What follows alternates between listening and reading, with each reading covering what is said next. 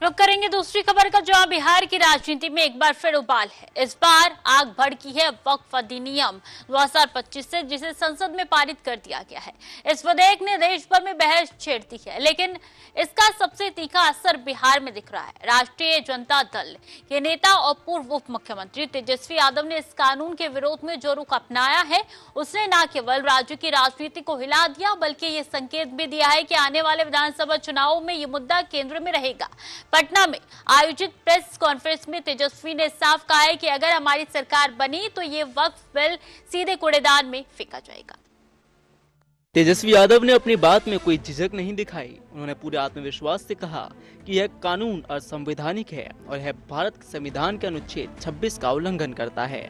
यह अनुच्छेद धार्मिक समुदाय को अपनी धार्मिक, संपत्तिगत और प्रबंधन संबंधी मामलों में स्वतंत्रता देता है। तेजस्वी के मुताबिक यह बिल स्वतंत्रता को खत्म करने की साजिश है। उनका दावा है कि केंद्र सरकार ने यह विधेयक केवल एक खास समुदाय यानी मुसलमानों को निशाना बनाने के लिए बनाया है, ताकि उनके धार्मिक और सामाजिक संस्थानों को सरकारी नियंत्रण में लाया जा सके। तेजस्वी यादव का हमला सिर्फ केंद्र पर नहीं था। उन्होंने विशेष रूप से मुख्यमंत्री नीतीश कुमार और उनकी पार्टी जनता दल यूनाइटेड को भी कटघरे में खड़ा किया।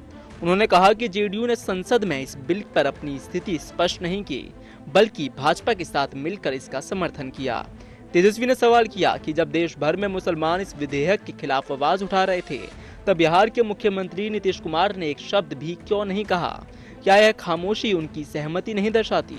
इस बयान ने जेडीयू राजद के पुराने रिश्तों की याद भी ताजा कर दी है, जब दोनों दल एक समय गठबंधन में थे। मुसलमानों के साथ विश्वासघात बताया गया। नीतीश भाजपा पर करारा प्रहार हुआ। अल्पसंख्यकों के हक की बात दोहराई। राजद ने विरोध को चुनावी रूप दिया। नीतीश कुमार पर सीधे हमले के पीछे तेजस्वी की राजनीतिक रणनीति साफ झलकती है। उन्होंने जनता दल यू को भाजपा की बी टीम करार दिया और कहा कि जब जेडीयू में कुछ नहीं बचा, वह पूरी तरह भाजपा में समा गई।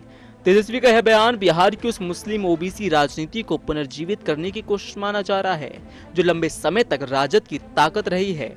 वे जानते हैं कि वक्फ बिल का विरोध मुसलमानों के बीच एक भावनात्मक मुद्दा बन चुका है और इस मौके पर वे खुद को उनके अधिकारों का रक्षक दिखाने की कोशिश कर रहे हैं। तेजस्वी यादव ने अपने कर्तव्य में ये भी कहा है कि वक्फ बिल केवल मुसलमानों के खिलाफ नहीं है, बल्कि ये एक व्यापक सामाजिक हमले की शुरुआत है। उनके शब्दों में आज मुसलमान निशाने पर है, कल दलित, पिछड़े और मंडल हिंदू होंगे। भाजपा और आरएसएस की सोच संविधान विरोधी है। वो हर उस वर्ग को कमजोर करना चाहती है जिसने सामाजिक न्याय की लड़ाई लड़ी। ये बयान न केवल धार्मिक मुद्दे को बल्कि सामाजिक न्याय की राजनीति को भी जोड़ने की कोशिश है, जिससे राजद का पारंपरिक वोट बैंक एक बार फिर सक्रिय हो सके। राजद के नेता मनोज झा ने भी तेजस्वी के सुर में सुर मिलाते हुए कहा कि वक्फ कानून का संशोधन धार्मिक संस्थानों के प्रबंधन पर सरकारी नियंत्रण थोपने जैसा है। उन्होंने कहा कि यह बिल न केवल वक्फ संपत्तियों को खतरे में डालता है, बल्कि देश के संविधान की आत्मा, धर्मनिरपेक्षता पर भी चोट करता है। मनोज झा ने कहा कि यह कानून किसी एक धर्म को नहीं, बल्कि सभी धर्मों के स्वायत्त अस्तित्व को प्रभावित करेगा। इस तरह राजद ने इसे सिर्फ मुस्लिम मुद्दा न रहने देकर संवैधानिक स्वतंत्रता का प्रश्न बना दिया। कानून के प्रावधानों पर नजर डालें तो विवाद मुख्य रूप से दो पहलुओं पर है।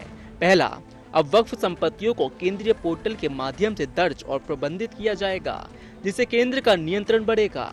दूसरा, धारा 40 जो वक्फ बोर्ड को किसी भी संपत्ति को वक्फ घोषित करने की शक्ति देती थी, उसे समाप्त कर दिया गया है। विपक्ष का कहना है कि यह धारा धार्मिक समुदायों के अधिकारों की रक्षा करती थी।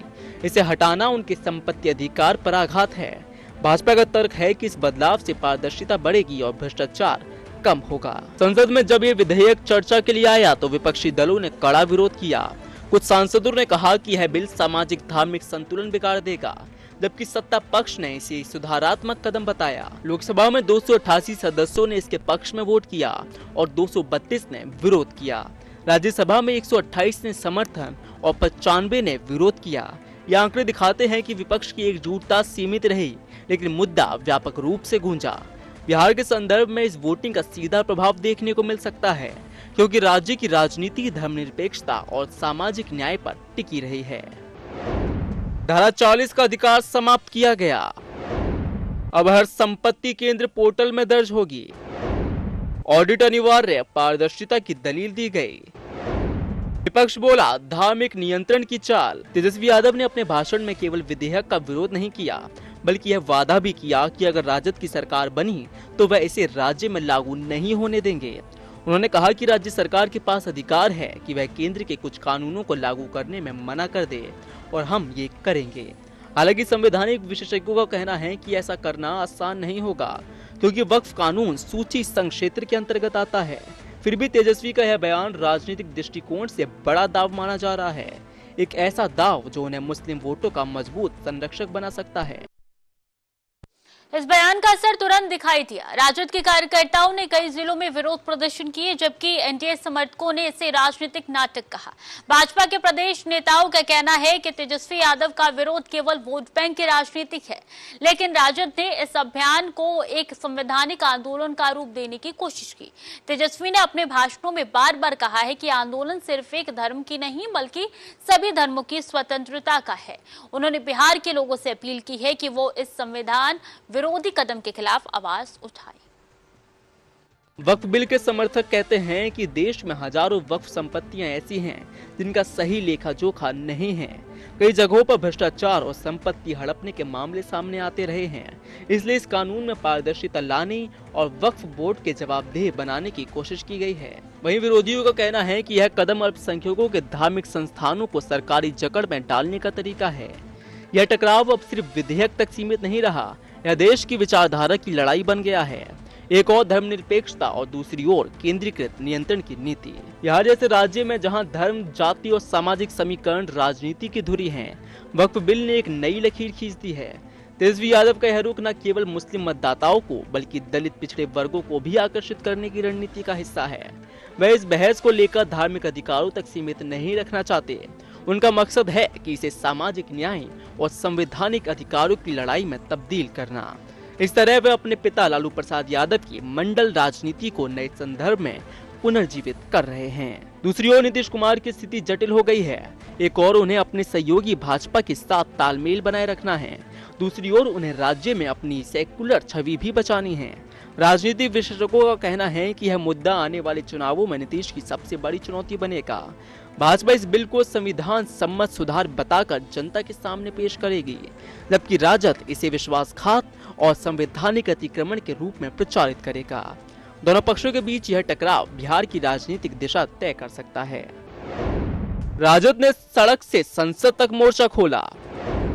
तेजस्वी बोले, संविधान बचाना हमारा कर्तव्य है। अल्पसंख्यक संगठनों ने समर्थन जताया। विरोध अब राज्य स्तर तक फैल गया। भविष्य में ये देखना रोचक होगा कि क्या तेजस्वी यादव की यह रणनीति सफल होती है। क्या अल्पसंख्यक समाज एकजुट होकर राजद के साथ खड़ा होता है। क्या नीतीश भाजपा गठबंधन इस मुद्दे को संभाल पाता है। एक बात निश्चित है कि वक्फ बिल ने बिहार की राजनीति में नया अध्याय खोल दिया है। अब यह सिर्फ एक कानून नहीं बल्कि एक प्रतीक बन गया है, संविधान की आत्मा बनाम सत्ता की सियासत का प्रतीक। और तेजस्वी यादव इस प्रतीक को अपना चुनावी हथियार बना चुके हैं।